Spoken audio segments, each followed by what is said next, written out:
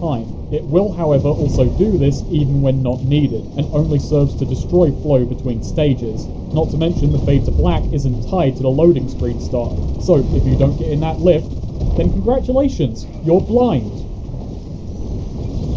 On top of this, the loading screens are not only worryingly lengthy, but occasionally the loading in the middle of the screen won't display. To this game's credit, when it crashes, it crashes. It never, in my experience, jammed. What follows is an escape sequence. The hospital's flooded with zombies because hospitals are flooded with zombies. Never mind, that's generally because infectees and fight victims go to hospitals. Did a bunch of people turn up to A&E with bloody head crabs on them?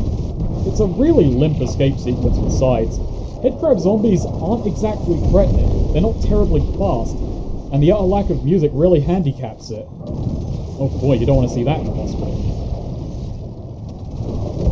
There's also a moment here to teach the player about the ability to go prone, a skill that's rarely needed, but occasionally mandatory to progress. But look at how it's teaching us. You have to scale up on a table to crawl through a slit at the top of the door frame. Wouldn't a vent low to the ground be a better way to teach the player about going low to the ground? Especially because this is a source game. These are objects that anywhere else would be physics objects that we could move and pick up. So I guess cheeky medkit boy superglued all of this together on his way in. Okay, another teaching example, this time for a gameplay element rather than an enemy. Explosive barrels in root canal. Hardly an unusual trope for an FPS, but Half-Life 2 has some fun with it. First off, you just pass by the barrels. Then you go through a room where you have to confront them to continue. This will teach you that explosive barrels can be interacted with. You would have to be going out of your way to pick them up and move them. And then, beyond that door, there is a big, glaring opportunity to use them against your enemies. You understand they explode, you understand they're barrels, now there are people standing next to them. Then the next time you encounter them, there's a flaming tank being shoved down the stairs right at you, but a quick trigger finger can turn the ambush around. Or if you don't understand that, you at least understand that there's danger. To put it quickly, it introduces, expands, and experiments. The barrels both work for and against you, but only after it gives you a solid demonstration of how they work at all. The scant things this game does bother to teach you are tiny and irrelevant. They don't build to anything. For instance, there are no hidden paths only accessible by crawling. The thing that we just got taught. Anywho, the following is not edited. Get down! Quite a drastic lighting change.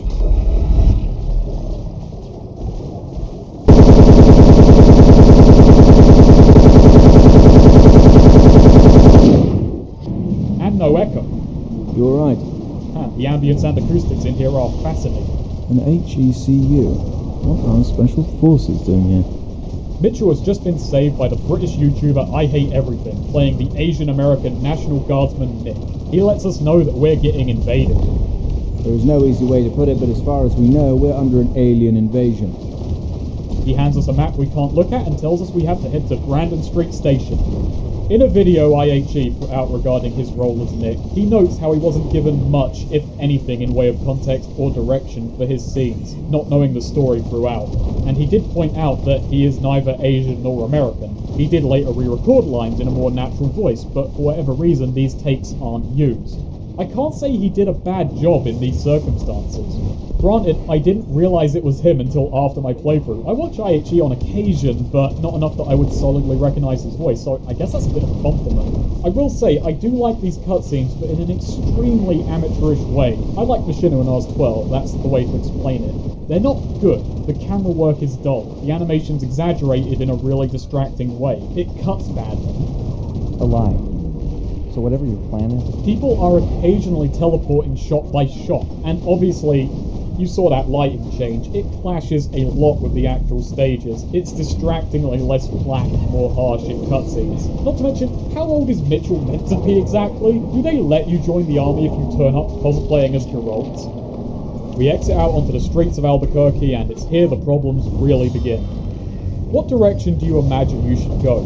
I mean, naturally, you are drawn in the direction a stage starts you in. Some might explore to the left or right, but generally our first clue should be our facing. We come up to a fence blocking our path, so that's fine, we got to check elsewhere. Off to the left there's a store. It has a back passage connecting it to another shop, a shop which is beyond the fence. And there is a mysterious find within. So this door leads past that fence and gave us a knife, but we can't exit out onto the other side. I thought I had to crawl out, since the last thing this game taught me was that crawling existed, but I'm on the wrong track. Instead, for whatever reason, somehow, by some miracle, picking up the knife causes the fence to fall over. There's no audible explosion to signify it, and besides that, there is no cause and effect behind this. There's no reason this door shouldn't just lead forward. But this weird, unintuitive moment is just the beginning, a core theme that binds so many of this game's issues together. Less than a block away from where we started, there is a large-scale gunfight that we could barely even hear.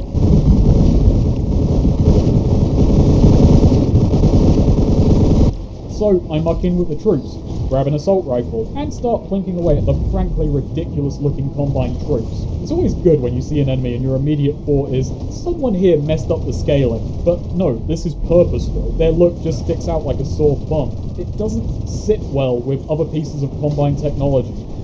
It doesn't have that modern, harsh, angular look, instead having a bulky retro sci-fi aesthetic, which pairs awkwardly with the pulse rifle they're carrying. So I stay here for a while shooting at Combine, and they never stop coming. I mean, they might eventually, but they can afford the losses, and I'm wondering what the hell I'm supposed to be doing. Well, it turns out what it wants is for me to charge out into the open through the ever-spawning enemies. Enemies which spawn so fast and die so slowly that it's not like you can really create an opening anyway. And this is the second time within the same map that this game doesn't understand how to motivate a player. And the fact that you can walk into this giant battle with zero fanfare is frankly hilarious. You not realize that this scene needs some setup. It looks hilarious. You're just like, oh, hello lads. Look at it like this. Enemies, events, light sources, landmarks, elements like these and more create a natural push and pull that can guide a player through a stage. In this instance, enemies are key. In an FPS, it's generally thought that if you're killing new enemies, you're headed in the right direction. Otherwise, why would they be there? This isn't quite the case when you come to a T-junction and you have two endless hordes closing in from both sides with a heavily defended and well-equipped choke point. This communicates that you are to stay put and weather them out. But you're not meant to. You're meant to leave. Not to mention, you don't fucking need this fade to black. There's no time jump. It's a straight transition.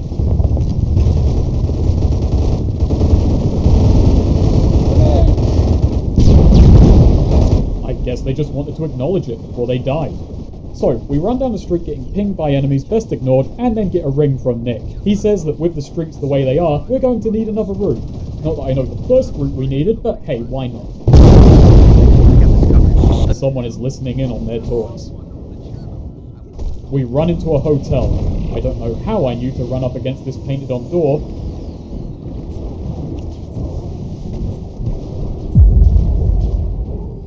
And then the next level spawns us facing in the wrong direction. Once turned around, we're in a large lobby with a malfunctioning elevator. A map designer spoke about his time with this stage. It started life in very late 2017, and he was told that it would be intended to be a free roaming segment set against a rainy backdrop. The player could explore and maybe find some goodies before moving on. This is impossible as this game has no goodies. This area, as you can no doubt guess, isn't free roaming. I'm serious, you cannot go anywhere. And you don't have to search high and low for supplies, as ammo and health is just scattered everywhere. And that's because, as the map maker put it, this map is used as some generic Left 4 Dead crescendo sequence waiting for an elevator to come down. Left 4 Dead is right, and so very wrong. Hunt Down the Freeman has changed up the combat from Half-Life, unfortunately not in any good way. They've changed too much and too little to work. Hunt Down the Freeman does change the gunplay a fair bit, but not the enemies. Mitchell lacks a HEV suit, and by default the game wants you to play without a crosshair, which I complied with, as there is iron sight. Mitchell can also lean, and unlike Gordon, he cannot sprint in any direction, only forwards, and during a sprint his accuracy greatly suffers. Essentially, Mitchell is far less agile than Gordon, and what he's capable of points to a slower, more methodical form of combat, rather than the ability to play fast and aggressive as Gordon. Hell, the story, probably accidentally, establishes this when Gordon trounces Mitchell. It's like a monster truck slamming into a tuk-tuk. It's no competition. Not to mention, there's no gravity gun, nor any sort of physics manipulation equivalent. The weapon selection is a parade of pistols, assault rifles, SMGs, and occasional shotguns and bolt-action snipers. I wouldn't say the combat in Half-Life is fantastic, but it's mobile and flexible. Enemies can put the hurt on, but so can you. Not only that, but your options for avoiding damage include maneuvering and strafing, and with the gravity gun, you have room to get inventive, turning your surroundings into a shield or a battering ram. Not to mention the variety of locations, gimmicks, and situations you're placed in keeps the rather straightforward shooting enjoyable throughout its runtime. It takes a simple base and constantly gives it variety. Hunt Down the Freeman, however, lacks its parent title's inventiveness, mostly being enemy swarms in large open boxes with cover just kinda sprinkled around. And a lot of the time it fails to incentivize you into even fighting enemies, since it barely feels worthwhile to fight. This is because both Mitchell and the enemies have way too much health, and the enemy AI is brain dead. They will just charge at the player and sit there, exchanging damage until one of the two dies. Most likely the enemy, because, they naturally will have less health. One of the few new enemy types is an exploding drone. It acts as a manhack does, and always comes in a swarm. Anything from a distant encroaching attack to a round-the-corner ambush. But the rest are Half-Life 2 standard, if lobotomized. There's heavy use of fast zombies, hunters, Combine, and their equivalents. So it has the controls and the feel of a tactical shooter, but with Half-Life enemies who insist on charging you, and can do it pretty well, because the entire world has been equipped with Nerf guns, so they will get in your face and sit there. It's just some of the worst, most joyless, thoughtless shooting I've ever played, because none of the elements here feel in sync. And while we're on the topic, if you do want me to fight enemies, perhaps don't make your environment so large I can give everyone the widest berth, because once we're upstairs, I'm all tuckered out from the rumble downstairs. Let's look at Ravenholm. We're funneled into zombies. We technically don't have to kill them, but you really, really ought to. You're thrown into tight, cluttered corners with them at every step. Evasion is possible, but fighting them is sensible. Not to mention this is right after we get the gravity gun, and zombies are perfect practice, so it's not only necessary to kill them, but it's very good practice for our new toy. Here, I can't spare any of my 100+ bullets. So we wander into a conversation I have little clue why we're having. So, you're that sniper, huh? Hang on a second. Yeah, I guess it was revealed there was a sniper. I heard that you guys have a plan about getting out of the city. Maybe. I want in. Why? Yeah, why? It's lovely. So, joking aside, Mitch is suspicious of Adam here, not because he's an oblivious idiot. Adam is Black Ops, and so Mitchell accuses him of killing his own people when they turned on the Heku. Adam argues back that Mitchell was killing his own people by slaughtering the staff at Black Mesa. Didn't you? By the time we got there, you guys already killed more than half the Black Mesa staff. I've listened to this argument a few times through, and it just gets stranger each time. Their argument boils down to, we had different orders, but it was different when I obeyed them. And this is my favourite part of the game's script. It has a love of big, lofty action movie dialogue. Angry accusations and musings on humanity that you've heard elsewhere are spat out at the drop of a hat just because somebody here thinks they sound cool. But they sound alien and weird because, besides being awkwardly written, they are in no way earned. Both Adam and Mitchell dodge the question of how they escaped Black Mesa. Mitchell because it's embarrassing, and Adam because his sole trait is that he's shady. Well, I guess I found my way back. And he is the worst kind of shady character. He only ever opens his mouth to say things that make everyone in the room think that he's up to something, and then act mysterious when the spotlight suddenly turns on him. He tells us there's another way to get to Brandon Street, and, question, why did we even bother detouring to you when we should have just been getting to Brandon Street? And he sends us through the flood control. I think I found Gordon Freeman. We then drop down into a little arena where we're tasked with combating 4 hunters who have the high ground since this game has no sense of restraint. Myself and Noonam of Commentary Comms have been doing a commentary on this game, and we're sort of split on the 7-hour war being featured here, but what I can't argue with is that this is not ground this game is equipped to cover. It's an event far greater in your head than it is in demonstration. At best, it wouldn't match up with your imagination. At worst, you get, well, this. A slog. The 7-hour war tells you something very important about the Combine just by being called the 7-hour war. It tells you that taking over Earth was trivial. The Combine is a threat incomprehensible in size and power. The only reason Gordon Freeman and the Resistance have a shot is because what they've left on Earth is little more than a token military to keep the population in check. Because to them, the Earth is now little more than a water fountain. Anyway, after the 4 hunters, they then absolutely carpet bomb this random flood control that has 1 man in it with head grab canisters. Again, some restraint. We are in Act 1. It's not my fault you set it during the apocalypse. Exiting out the floodgate, we come across another poorly considered section. The military has seemingly set up a turret for any bored civilian to muck in with. There's no corpse or anything nearby, so that's my best guess for why this is here. So, a turret. An elevated position. Soldiers this can cover, and a teleport with enemies incoming. But if you use this turret, you're just wasting time. The Combine will never stop coming. You're better off just ignoring this and getting to the next area before all the Marines die and stop soaking up bullets for you. So why offer us a turret? Why light it up as though it's important? Lighting is important as a guide in games like this, and you've misused it a number of times already. This is a problem with taking place in the 7-hour war. We cannot win battles. That would not work with the helplessness of the situation. But then the level does a really bad job communicating that you should be stopping for nothing. The 7-hour war should have had us skulking through alleyways, avoiding conflict, and just occasionally seeing the human forces dwindle as we can't do anything to help. It hurts the idea that we're the villain if we muck in with the war effort. I mean, sure, we're supposed to abandon it, but that doesn't ever seem like the right thing to do. It's not communicated that that's what we should be doing. You should have barred us off from these things. But while I'm here, the lack of tracer rounds, the lack of crosshair, the very loose way we control this turret makes it an absolute bastard to use anyway. So, there's your hint to abandon it. The fact that it's fucking useless.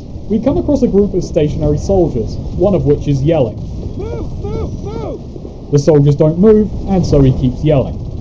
There's a Strider up ahead, and naturally, the soldiers are a bit hesitant to move, move, move. This is supposed to be the first required use of the parkour system, but I didn't realise that on my first playthrough, and fortunately I circumvented it.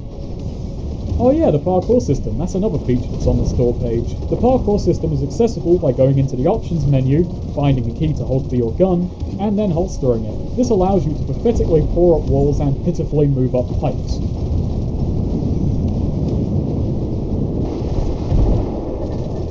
So little of this game is actually made to accommodate it, and there are a number of areas where it can get you stuck. I think there's meant to be an ability to slide. I mean, why else would our vision jerk like this when we go into a crouch? Because it doesn't do anything. There isn't much to say about the parkour system other than it's a broken, barely implemented feature. It doesn't tie in with Mitchell's character. The combat system doesn't encourage movement or elevation all that much, and it's just so dreadfully dull, and animated so awkwardly it'd be better named clambering than parkour. Anyway, then we do a mad dash at a Strider and crawl into this parking lot, and the G-Man must want a word or something, because the first time I beat this stage, it loaded me into an inescapable void. And in the subway, we run into 2 really bad puzzles. The first one in particular is astounding, because it fails to even establish itself. We come into a room.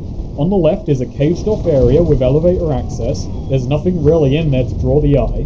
On the right is a stairwell. So you go down several flights, there are floors that contain nothing and are pointless for the sake of this puzzle, and at the bottom of the stairs is a locked door.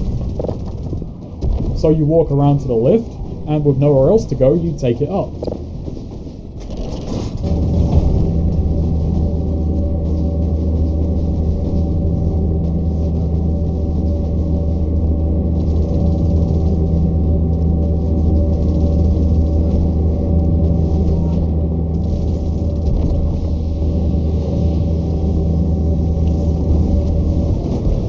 My experience, immediately back down. Adam rejoins you and hands over his sniper rifle. So, beneath the stairs is a power conduit.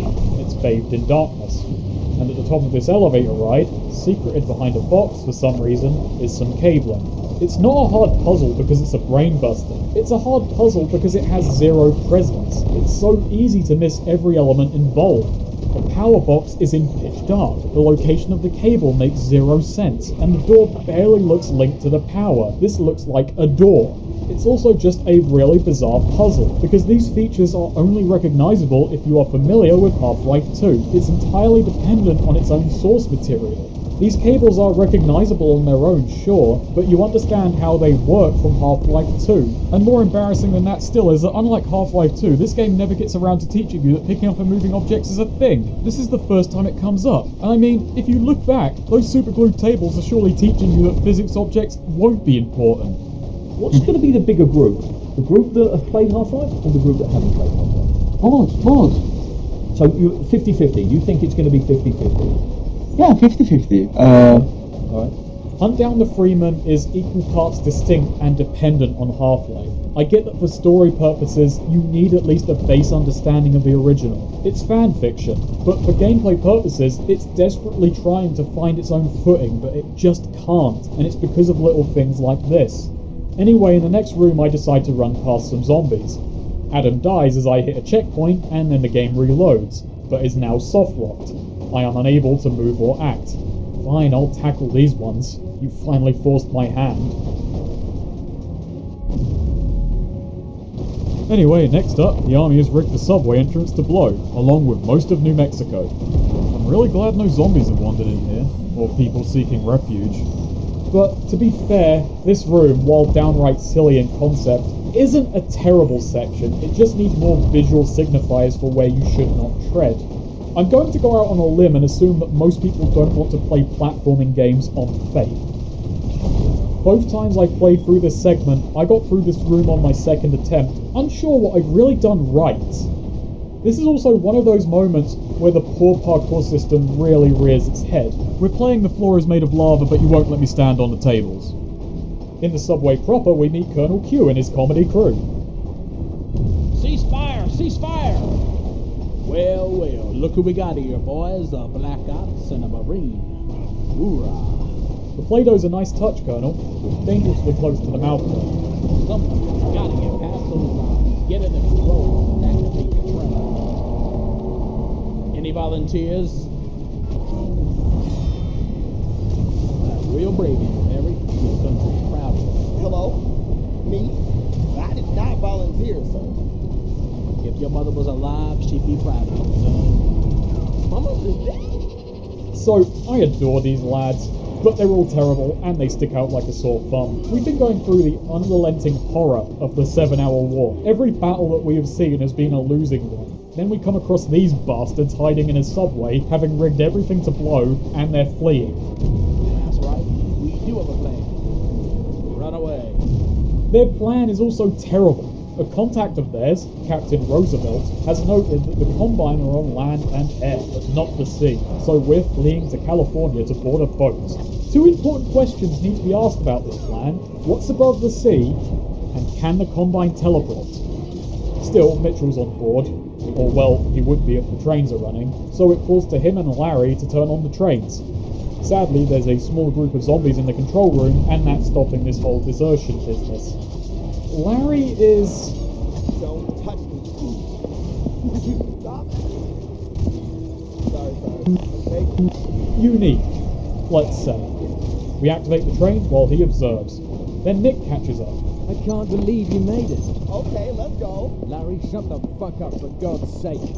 I have no clue why the tone has suddenly shifted to comedic down here for these two rooms. It's completely incongruous with the tone before and immediately after. I only like it because it feels like the actors for Q and Larry got their lines sent to them and they mistook it for a comedy. That is honestly the only way their acting makes sense to me, because otherwise I am at a loss for what I'm meant to make of them. They are so ridiculous. And if G-Man saying Mesa isn't going to raise alarms, who is going to call these two out and ask them to take it more seriously?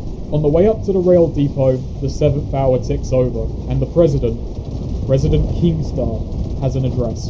My fellow Americans, as your President and Commander-in-Chief, it is with a heavy heart that I'm informing you that we have made a strategic decision to surrender to the alien invaders known as the Combine. We'll live to fight another day. We shall return. Really bad speech there. You shouldn't promise revolt in your address of surrender. That might just tick your conquerors off. So, let's think about this.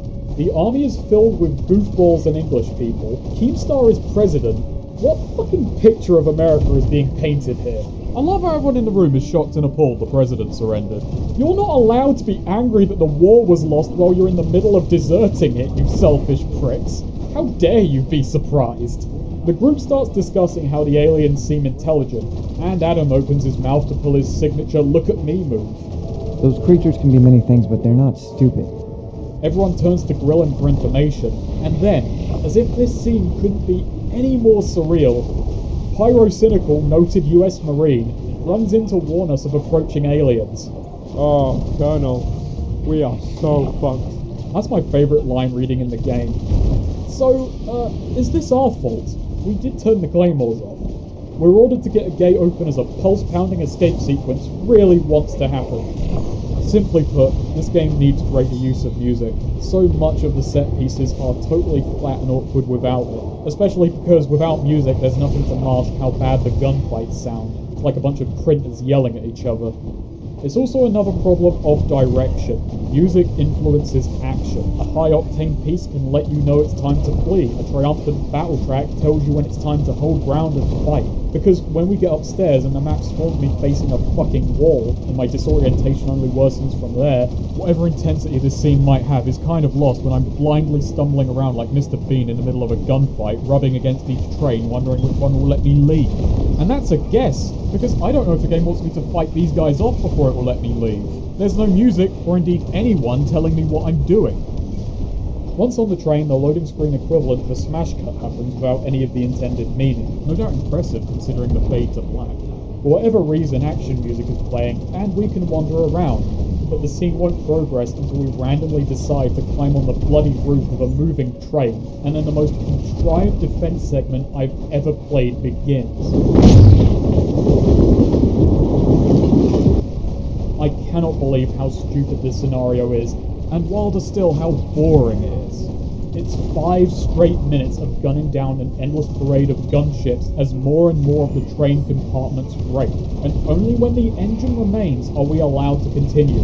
We have infinite health, infinite ammo, and the minigun cannot overheat. It's so dreadfully fucking dull. Then we arrive in Nevada. Where's the rest of you? They're dead. I'm stunned. They used that sequence to kill Colonel Q, Larry, Brad, and the rest of the lads. Shit. He was always a tough bastard.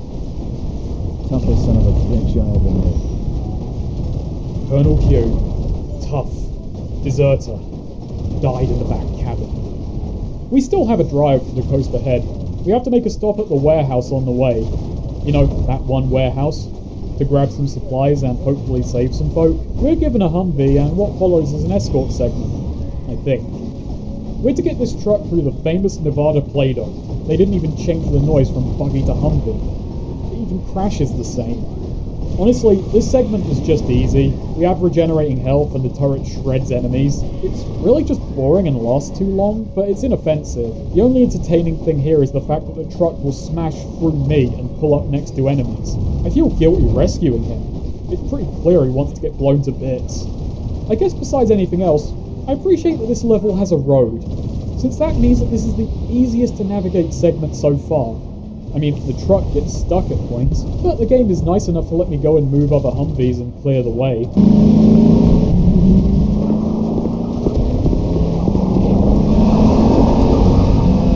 Honestly, this is the best the game has been so far, since it hasn't made me panic that I'm doing the wrong thing. Word of warning, don't try and ram enemies though, both you and the game will crash. All the wrong lessons are taken forward as we make it to the factory. We pull up near a gas station, head crab canisters block the road ahead, and an easily missed voice tells us to check out a factory. So, after wandering around this giant area for 5 minutes, I finally get to the factory it wants me to. And I find a bunch of locked up workers and a fellow named Boston Joe who wishes to free them. There's a gas leak that can blow half of us all the way to hell with a fucking match.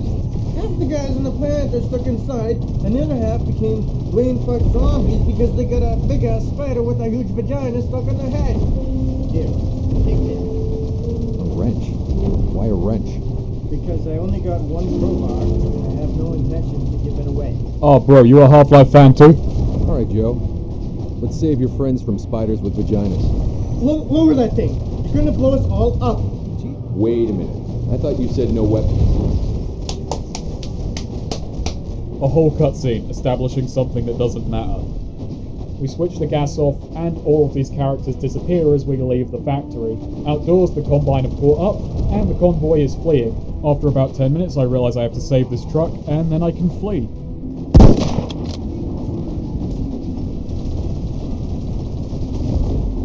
We are given a warehouse full of ammunition, and enemies are constantly spawning outside, but just ignore them, just run away, just run through this way too large map.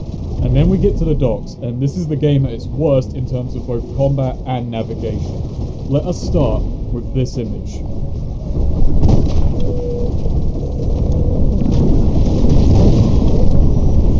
Some fucking restraint, please. 4 hunters in a wide open space with this game's combat. Confession, I have been playing on normal this whole time. It's part of why the enemies are so hardy. The game defaults to easy for a reason. I thought this was a mistake. On easy, they're still bullet sponges, but so are you. Anyway, the docks are a large, flat, repetitive area filled with cargo crates and wide sightlines. There is very little cover, and as such, this is a great place to fill with hunters and reintroduce the, for some reason, obscenely hardy water guns. I dropped down to easy here with reason. I was tired of this game. This is a segment where if you wander into the wrong area, which is in no way signposted, insanely lethal hardy Vortigaunts will just spawn in a circle around you and you have no cover and nowhere to run. And this brings me to a question. Where are we going? I was wandering blindly for so long that I legitimately thought the map was bugged. When this map begins, we're not told what we're doing. If we're headed for that ship mentioned way earlier, the Avalon Vale, we're given no distinguishing features, and the one notable landmark, a lighthouse, which you would be drawn towards, is obscured by the draw distance. How fucking ironic. This leaves you with no clear objective to start the map with. And after scaling the lighthouse, we're blown out immediately and have to spend a minute swimming over to the opposite dock, which is barely lit. From here, we're not to head towards a boat, but to a random point in between some cargo crates, at which point the next map loads.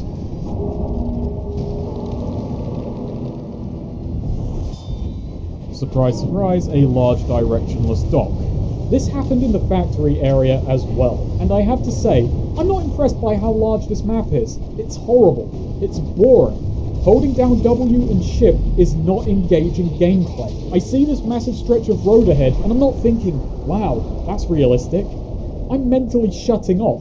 Cut this road, it's useless. When I'm told to go to a factory, don't put 2 factories right next to one another. Don't place a gigantic car park nearby and let me wander into it. You are wasting my time and your own. This is another lesson you should be taking from Half-Life. You can make an area feel expansive and complete without minute-long stretches of fuck all.